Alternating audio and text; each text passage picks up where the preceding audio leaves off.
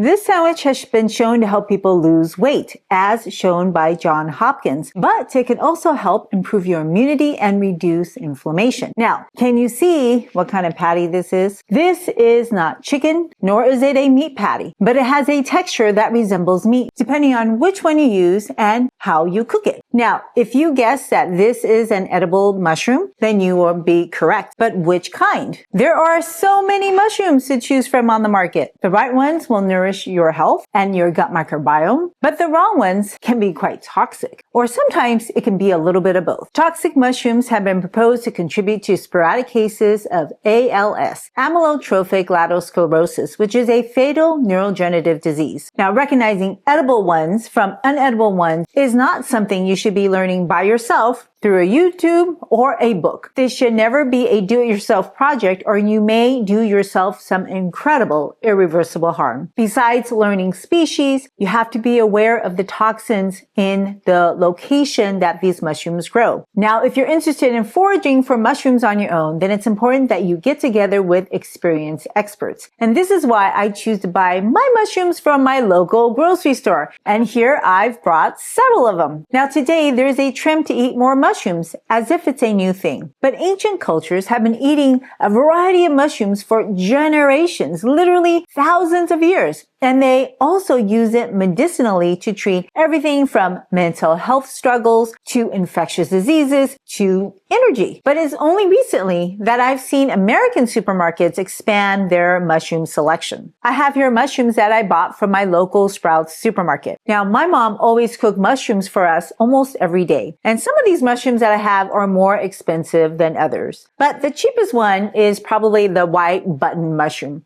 Now, did you know that this has shown activity against prostate cancer? This isn't some powdered extract. This is just eating white button mushrooms from your local grocery store on a daily basis. Now, the exact effect is getting worked out in ongoing clinical trials. Now, imagine that, finding medicines in common whole foods. I don't have a prostate, but everybody has breasts. And did you know that the rate of breast cancer is 6 times less in Asia compared to the West? And what do Asian women eat daily? Mushrooms. Women who ate at least 15 mushrooms or more a month appear to dramatically lower their risk of breast cancer. And on top of that, having green tea is even better. So that's why I force myself to drink matcha green tea every morning. And hence, these ancient cultures are still thriving better than those on the Western diet. Now, as a kid, I ate my fair share of hamburgers, soda, and french fries. Once a week, my mom would take me to Carl's Jr. at the local mall. But otherwise, the rest of the week, she cooked fresh, homemade meals at least once a day, despite working a full-time job and commuting to LA. And I am so grateful that she put in that effort for us. But when I went off to college, I was only eating the Western diet. I literally lived in the dorms for 3 years. And that's when I started having health problems. Now, the first early signs were severe allergies and eczema. And eventually, I wised up and realized that it was my food. Slowly but surely, the West is understanding the wisdom of nutrients in their foods to protect health and improve their health struggles, because you can't solve health by pills and creams alone. Now, however, there are hardcore people who want mechanistic proof, and that's great. But in the meantime, I'm just going to eat longevity foods like these mushrooms. Now, did you know that mushrooms contain a plethora of amino acids that give food umami flavor? Now, one amino acid is called ergothioneine, which was discovered actually over 100 years ago. Apparently, our bodies have transporter proteins that interacts with ergothioneine. And this is one reason why people say we are closely related to mushrooms, which are really all fungi. Ergothioneine is an antioxidant that can get into your nucleus, home to your DNA and your mitochondria. There are so many metabolic diseases related to mitochondria dysfunction, such as prediabetes and diabetes and chronic viral syndrome. Cells that are starved with ergothioneine, they don't do so well. So people want to call ergothioneine a new vitamin. Ergothioneine is not made by any plant or animal. They are exclusively by microbes, and fungi have 40 times more than any other food group. But you have to know which ones to eat and how to eat them, because they don't have equal amounts of ergothioneine. Now, mushrooms with the highest ergothioneine include king mushrooms, maitake, oyster, and shiitake varieties. And thank goodness, because I love all these varieties, especially shiitake mushrooms. Now, eating just 2 shiitake mushrooms a day can increase your immune system, activate cells like gamma delta T lymphocytes and natural killer cells, all while lowering inflammation. Shiitake mushrooms have a compound called lentinan, which was used in clinical trials to shrink lung cancers. And it appears to have improved the survival of those with advanced cancer by 25 days, which isn't a lot, but better than nothing for pennies a day. However, preparation is key. If you eat raw or undercooked shiitake mushrooms, well, potentially you can break out in a horrible rash that can present 10 days later. And because it doesn't immediately happen after eating the food, some people just don't put 2 and 2 together and never make that connection. One poor guy took 16 years to get that diagnosis. Now, in this store, you will find this white button mushroom.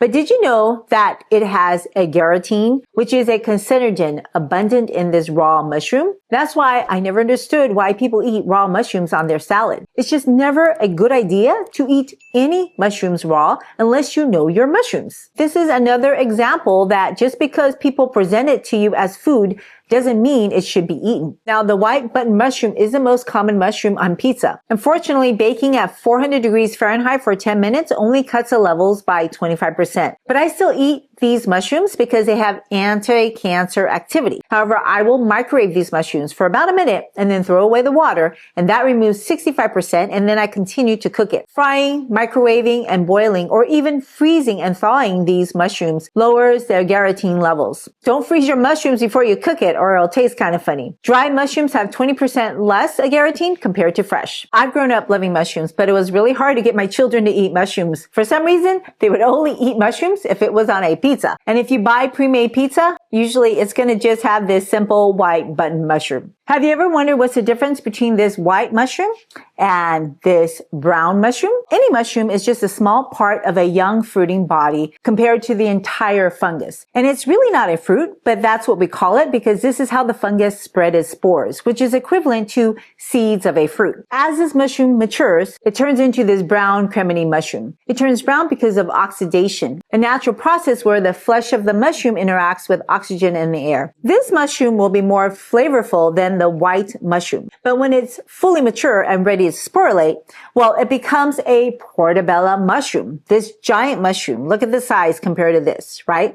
And in the back, it has gills that release microscopic spores. So the white mushroom and the brown mushroom and the portobello mushroom, they're just the same mushroom in different stages of life. As the mushroom ages, the texture also changes, going from soft to firm to firmest. And that's why people eat portobello sandwiches. You can take this portobello mushroom, coat it with a little bit of oil, put this on a pan and press the water out as it cooks and it compresses into a nice round patty. Now, I generally would microwave this first and then do those steps. During the cooking process, you can sprinkle it with your favorite herbs and seasonings, or you can actually marinate this beforehand. Let me show you with my cell phone a picture of this portobello. It's super cool. It literally looks like fish gills. And when you cook it, it has a very similar texture to the rest of the mushroom. It just kind of shrinks. Now, if you've ever felt fungus, you know that it's hard. It's firm. It's not soft like a peach. And this is because these fungi have cell walls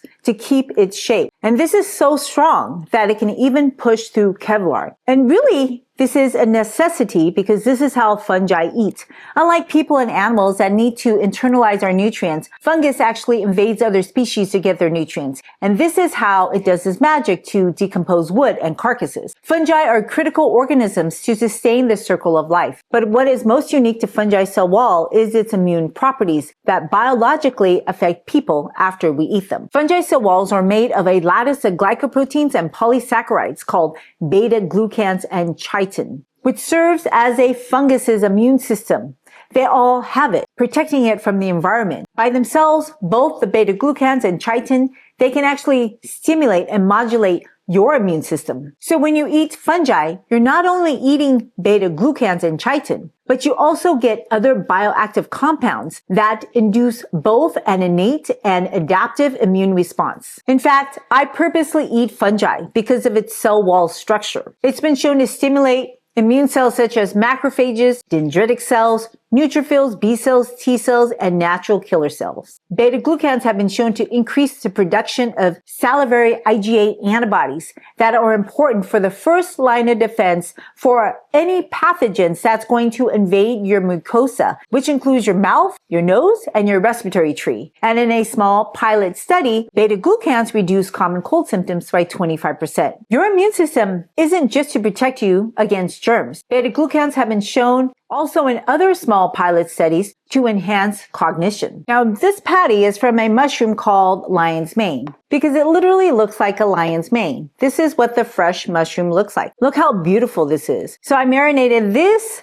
lion's mane with Korean barbecue sauce so it looks like this. It's the same meat sauce that I used to cook with Korean barbecue because I used to eat that stuff. But unlike meat, mushrooms readily suck in fluid. So don't marinate your mushrooms for too long because then that can get too salty. And that's why people recommend that you rinse your mushrooms quickly and you remove just the large debris. Now, lion's mane is also known as Hericium erinaceus, which is also known as a smart mushroom. This is originally from China and Japan. It's been used in traditional medicines for its antioxidant, antimicrobial, and anti-cancer effects.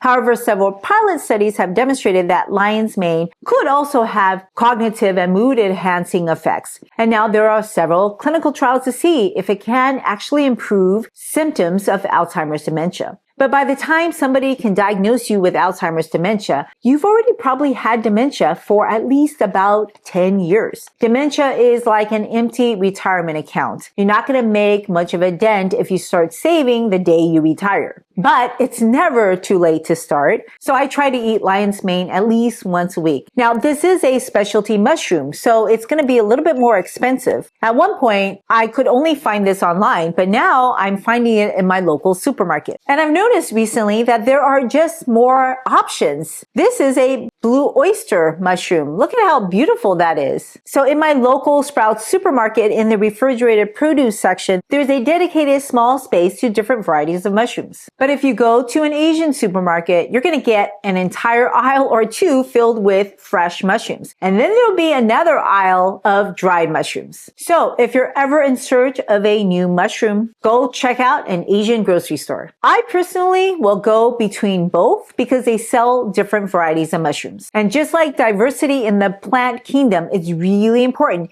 to get a diversity of different fungi and mushrooms. And this is because they all contain unique ingredients that science has yet to discover. And we all understand how long science takes to change health outcomes. So I personally am not waiting for that data. Now, we often think of mushrooms as being part of savory dishes. This sandwich is made out of lion's mane mushroom. Then I have grilled brown cremini mushrooms on a bed of arugula, some cabbage, some sprouts, and then that is on multi-grain bread with some hummus. And this is going to be my dinner, and I just whipped this up. It was really easy to make. But Asians eat both sweet and savory dishes with fungi. Each edible fungi have a variety of textures and umami tastes because of their unique cell walls and amino acid profiles. So when you are exploring your mushrooms, be open-minded and try them with different whole foods. Now, if you look at their exoskeletons, this is what allows them to trap more antioxidants. Bioactive metabolites exist in their cell walls, which have been observed to change mood and immunity in both animals and people.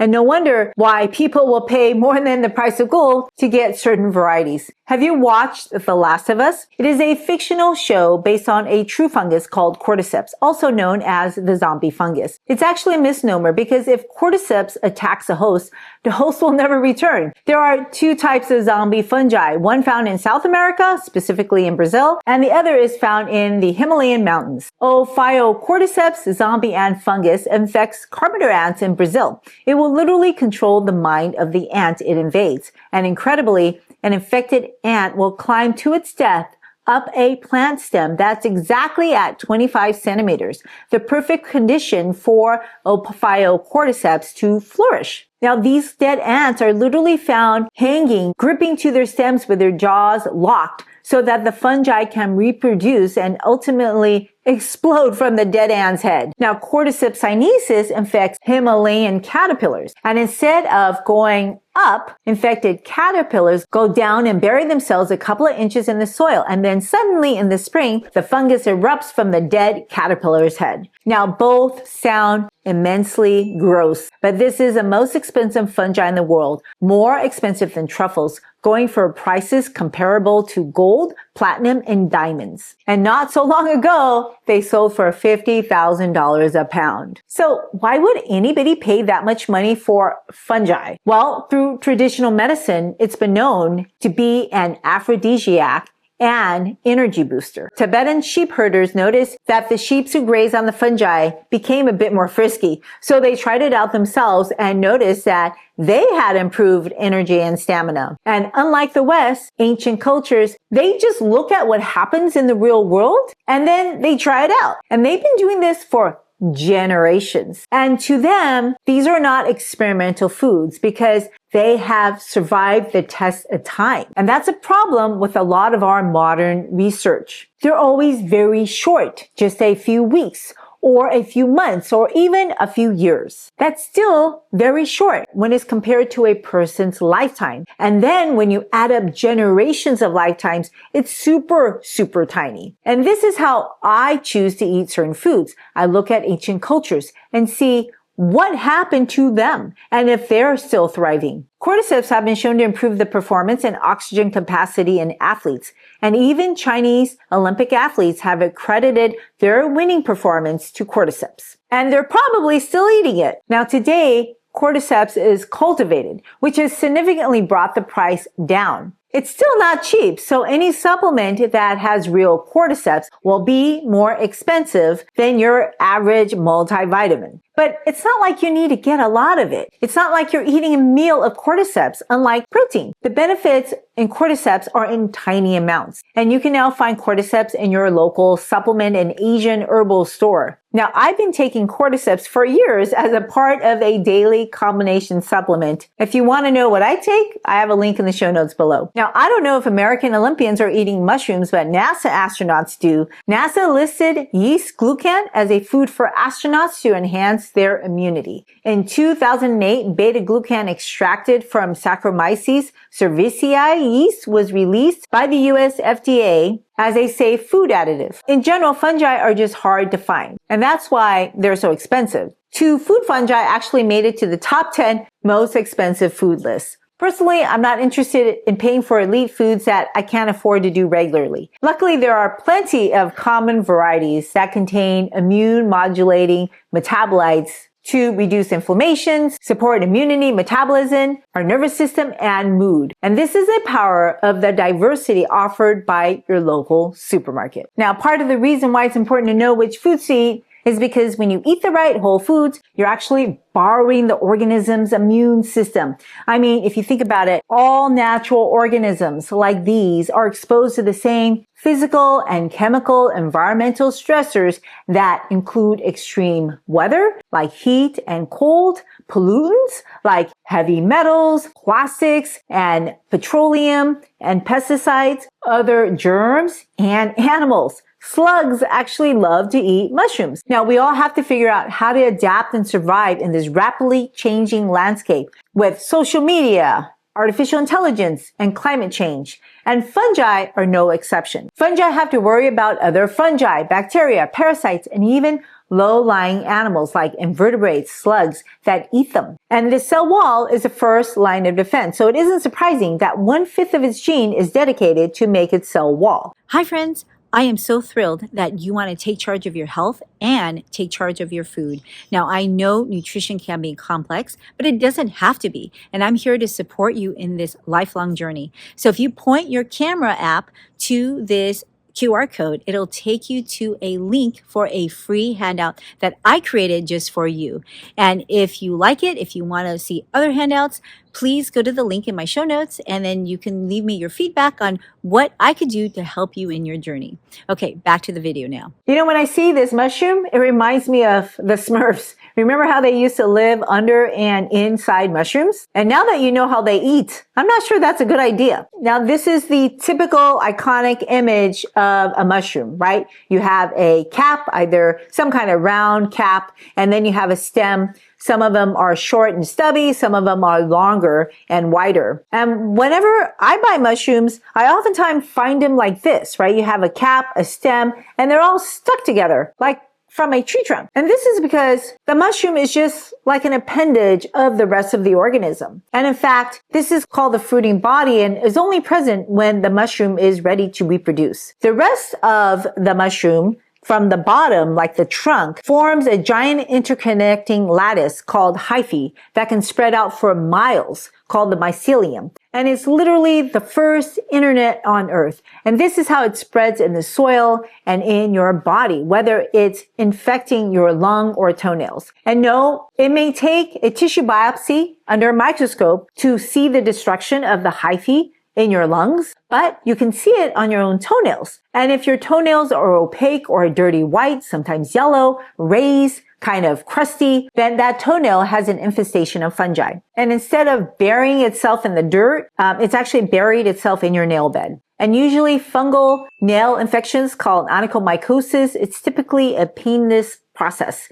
But the problem is you now have an open door for other more serious infections that can invade your skin called cellulitis. So people with fungal toenail infections are at higher risk of getting cellulitis in that affected limb. You know, there is a ton of dirt on this earth for mycelium to bury itself, and under the right conditions in a short period of time, it's ready to mushroom, and they send out little tiny microscopic spores, billions of them. But even when they don't form mushrooms, they are actually moving underneath the dirt and growing and spreading their hyphae like tentacles. Fungi possess somewhat magical aura about them because we don't quite understand how they know where to go, but it appears that they can communicate with one another through their hyphae. And some people consider them to be like the land octopus. Now, octopus, they don't have brains either, but they're very smart creatures and can learn and adapt to their changing environment.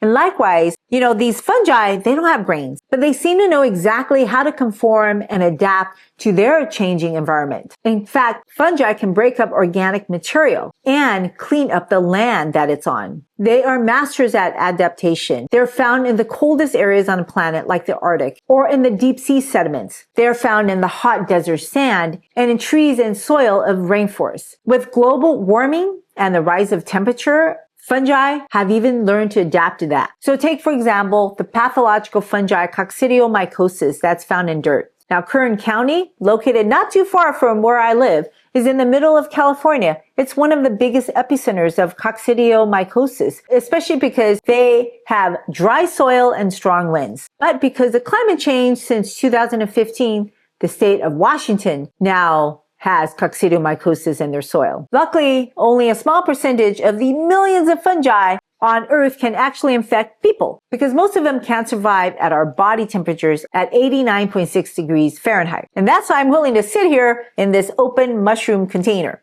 However, climate change is really training these fungi to adapt to warmer temperatures. And that means there's going to be new pathogenic fungi that will thrive in the human body. And you can imagine how difficult it is to find fungi, especially if they don't make mushrooms. And that's why scientists have a problem identifying most fungi because they don't make mushrooms. Now, even though these mushrooms are sold in the produce section with plants, they're not plants. They're actually more closely related to people. Now, fungi, they breathe the same oxygen and exhale carbon dioxide, just like you and I. Fungi also need active communities, partnering with other microbes and plants to symbiotically live together to help each other thrive through touch. I hope you are doing that too. In our modern world, it's so easy to get caught up with YouTube, social media like Facebook, and then to forget that in reality, we need to be building our communities in person through touch. Now, it's not some kind of weird touch that makes people uncomfortable. It's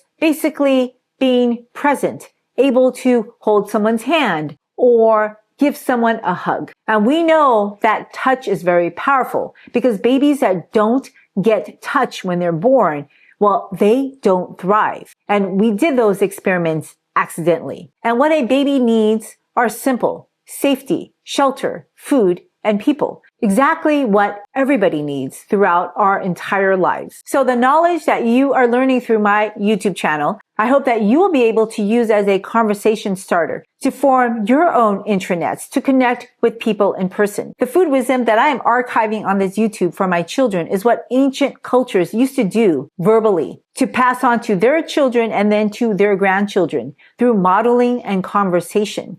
But for the last 100 years, industrialization and modern technology has convinced several generations that people don't need to maintain their ancient food heritage, and that instead of being with people, we choose to be with devices. And it's difficult to overcome these habits that we've developed in our modern industrialized food and technology world. Now, even our founding fathers who didn't have tablets, who designed the incredible Constitution with so much forethought, understood the power of food, science, and community. They even had their own gardens, and several of them lived beyond 80s and 90s despite rampant infectious diseases, the lack of plumbing and contaminated water, and terrible wars. So if you have a flourishing homegrown garden, you have fungi that are an integral part of that soil, that garden's ecosystem, like the fungi in the giant forest. And these fungi, they bring nutrients and water to plants, and in return, plants supply nutrients like sugars that they make through photosynthesis. Now, unlike plants, fungi, they don't need light to grow because they get some of their energy from absorbing radiation. Now, there are over 2,200 edible members of fungi, but only about 60 species are commercialized. And when you go to the store, you're going to find traditional mushrooms that look like caps with a stalk. So remember to try different ones. There are different caps with stalks. Fungi, they grow on trees or they grow in soil. Have you ever eaten wood fungus? Asian dishes have traditionally eaten wood fungus as a part of sweet or savory dishes. And I make a sweet bean dish with wood fungus. They come in different shades, and you will see them in Asian stir fries. Now, you will commonly find wood fungus dried, but you can now find them fresh in Asian supermarkets. It has a crunchy texture, kind of like cartilage. The most famous wood fungus is probably Reishi, called Ganoderma lucidum, which has been used for over 2,000 years by Asians for its health-promoting effects. It's nicknamed the mushroom of immortality, and this is the #1 selling nutraceutical mushroom species on Earth. Now, recently, it's been a popular adjunct to be used with chemotherapy in the conventional treatment of cancers. Apparently, the mushroom is well tolerated, and it helps people actually tolerate the chemotherapy without interfering in the metabolism of the chemotherapy. But if you're going to do any kind of supplement, including mushrooms, it's really important that you let your providers know, because you never know when there may be a drug-drug or food-drug interaction. Fungi are ubiquitous. They live inside and outside your home, and they can be found on your body, on your skin, and inside your gut. And when in balance, this is actually healthy and very normal. People, animals, and plants, they all have a symbiotic relationship with fungi.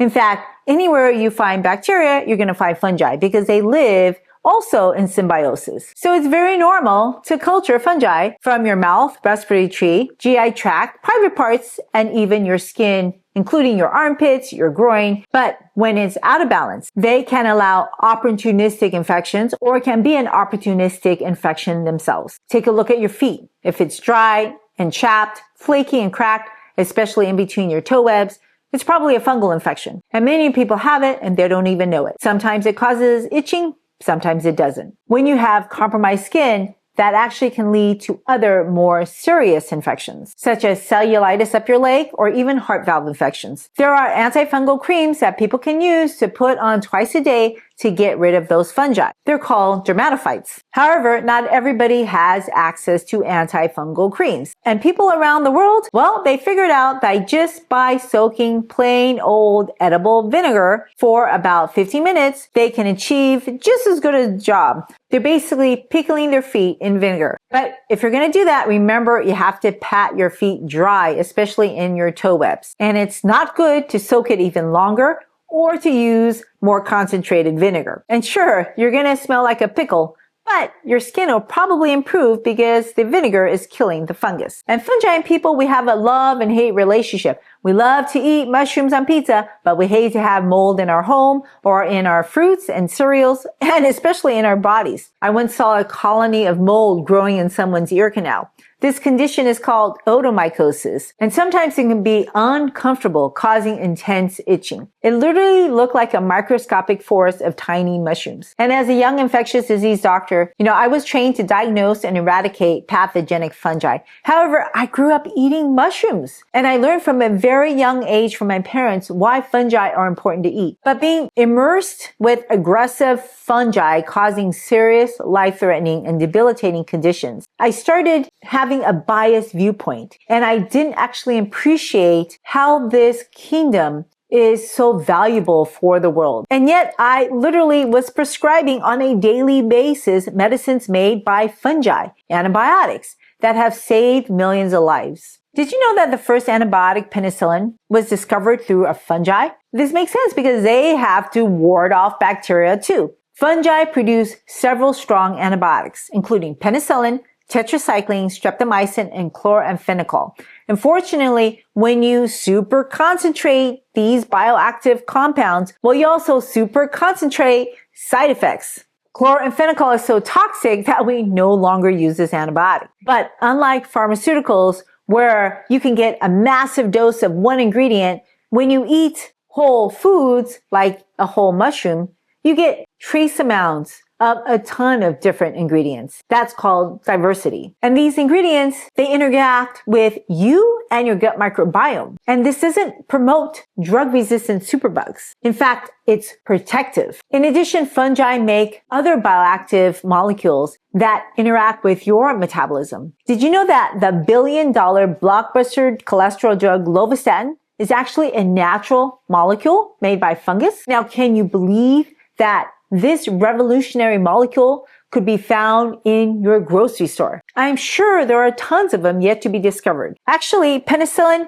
was discovered from a grocery store cantaloupe because it was infecting the skin of the cantaloupe. Unfortunately, these life-saving antibiotics are going away because pathogens have learned the secret to decoding them, and as a result, we are all entering the post-antibiotic era due to the massive abuse and overuse breeding drug-resistant superbugs. Now, the healthcare industry is part of the problem, where we have injudicially prescribed for conditions that didn't warrant antibiotics. The most common colds are not caused by bacteria, and therefore antibiotics don't work. Ultimately, patients suffer. But in reality, society suffers because the patient doesn't exist in a silo. Whenever superbugs happen on a patient, ultimately that superbug gets around town and then travels the country passing borders, and ultimately it will come back to haunt all of us. But unfortunately, there are times when you need an antibiotic. So I have no problems prescribing antibiotics, but I do understand and I'm very aware of the consequences for society, including myself, every time I prescribe an antibiotic. Hence, it's really important that if you're going to take an antibiotic, talk to your provider and make sure it's absolutely necessary to destroy your gut microbiome and breed drug resistance. And sometimes it is absolutely necessary because there is no other way. And antibiotics are a life-saving tool that should be saved when your life is in jeopardy, for when there is no other solution to the problem. But what's an even greater problem to society and the world is how the world, including the US, uses antibiotics to growth promote livestock and confine them in crowded quarters. I mean, how can you safely grow and supply America's hunger for chicken? It's incredible that Americans eat 1 million chickens an hour. How do you grow a real animal like that? I never realized that when I was eating chicken. And no wonder there is no safe way to bring any animal products home without contaminating your home with antibiotic-resistant superbugs. So next time when you're ordering your favorite burger from your fast food restaurant or buying meat from the supermarket, understand that you're going to get trace amount of antibiotics. And these super pathogens, as you can see, they're really unstoppable, and you don't need antibiotics to breed them. Heard of the avian flu, which is now found in your dairy? You and I were not around in the 1918 flu pandemic, but we just survived the adventures of 2020, and we can debate the origins of how 2020 occurred. But the bottom line is all of these pathogenic superbugs are made by people. The United States is no exception. Remember the swine flu? And this is another reason why it's not a good idea to eat and drink raw dairy products. If there was an outbreak like this in the supplement industry, I think the authorities would just shut all of it down. The FDA threatened to do that with a supplement called N-acetylcysteine. And it wasn't even causing people a problem. Now, what they were trying to do was to get a company to stop marketing N-acetylcysteine as an antidote for alcohol toxicity. Now that's pretty strange. Alcohol causes a problem, but then you go blaming something else like a supplement for something that it didn't do. That's kind of like illogical logic. N-acetylcysteine has been extensively researched and used by physicians to help the liver when it gets toxins like acetaminophen. Literally, intravenous N-acetylcysteine is the antidote to acetaminophen overdose. Oral N-acetylcysteine supplement, in fact, has been shown to reduce the incidence of respiratory infections in the winter. So I've been taking it for years, and really the safety profile for oral N-acetylcysteine is very good. Now, to be clear, there is no cure for alcohol toxicity except to stop drinking alcohol. Alcohol and N-acetylcysteine are on opposite spectrums of health.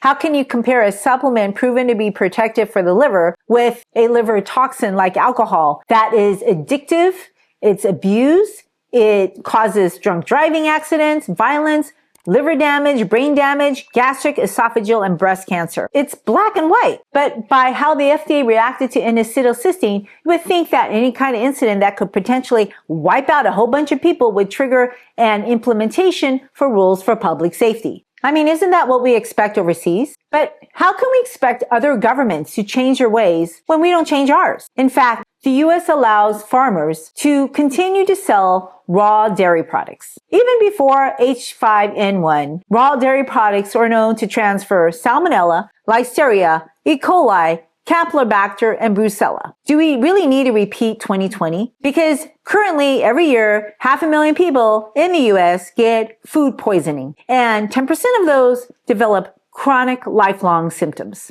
Now, you don't have to have a wet market or some special lab to create the next worldwide 2020 phenomenon. All you need are mass bins cohorting livestock. In fact, ever since people started domesticating animals, zoonotic pathogens have spread from animals to people and then people to people. And the invention of antibiotics has allowed extreme overcrowding of livestock to transfer zoonotic pathogens to people at a faster rate. So until we change our farming practices, you can expect more super pathogens every year. And it's only a matter of time before we get the next super duper one like the one we had in 2020. I've come to the conclusion that the only way to avoid this is through market forces. People will sell what customers demand. So if you are eating meat 3 times a day and pounds of it every week, and then you're buying cheap products from fast foods, grocery stores, and restaurants, well, that's what they're going to provide you. But if you change your buying habits, then these stores will start selling antibiotic and pesticide-free,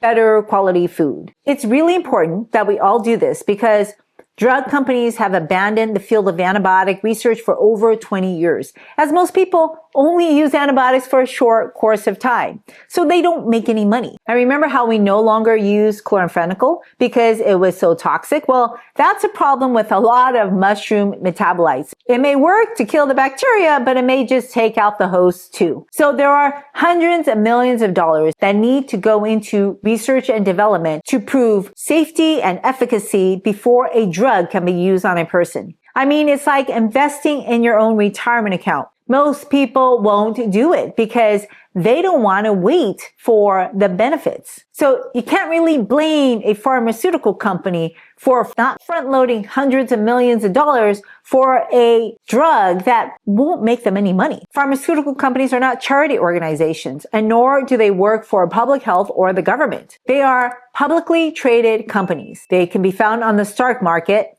just like your medical insurance companies, and just like your tech companies that you're using your smartphone or TV devices. And this is the same with processed food companies. So the processed food companies, they're the ones who get people sick with feeds, insurance companies, and pharmaceuticals. And this would work if healthcare costs could keep up. but we can't keep up with the 15,000 new processed foods introduced annually. There's so many outside influences in our medical system, both directly and indirectly, and everyone's goal is to make money. So if you don't want them to make money, then you need to figure out how to keep yourself healthy so that you don't have to use their products and pay them. And it starts by being very selective with your food quality. And the goal is not to be perfect, but to be mindful.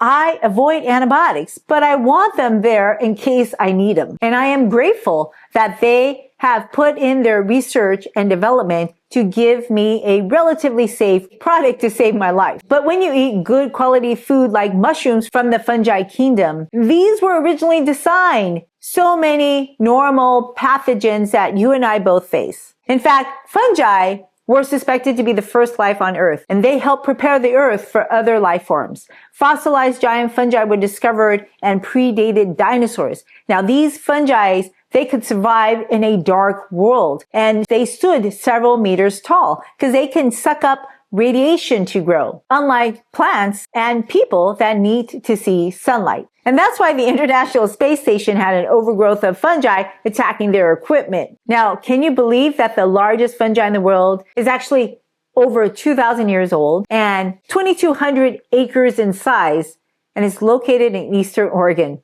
It is a mycelial mat that is still only one cell layer thin. And hence, in our fight against infections and microbes, it only makes sense to look for answers in this ancient kingdom that contain millions of species. But unfortunately, we're losing these species, most of which are unidentified, because we are destroying ancient forests. And companies have stopped looking for fungal metabolites because they have to sift through so much dirt to find fungi. And do you know how much dirt is on Earth? That takes a lot of manpower and a lot of funding, both of which are lacking in the field. But like many of you, I've taken antibiotics in the past. And as a result of taking antibiotics, I had wiped out my gut microbiome. And we know just a single course of antibiotics can wipe out your entire gut microbiome to forever change your immunity and metabolism. But your gut microbiome is repairable if you feed it the right foods. And as a result of labor-intensive daily work through nutrition,